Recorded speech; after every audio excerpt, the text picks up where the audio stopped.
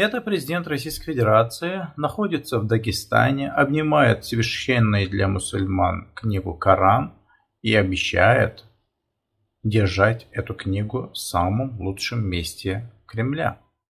Мы знаем, что в других странах поступают иначе. Неуважение и разжигание межрегиональной, межконфессиональной розни.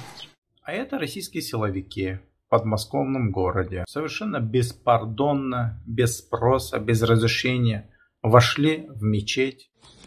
Руками трогать не надо оружие. Он молится, не трогает. Еще раз троньте оружие, вы Еще раз повторяю. Расступились, я сказал. Сотрудник полиции выполняет все полномочия.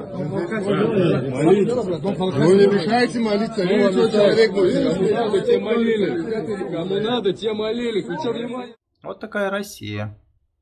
Умом, которую не понять.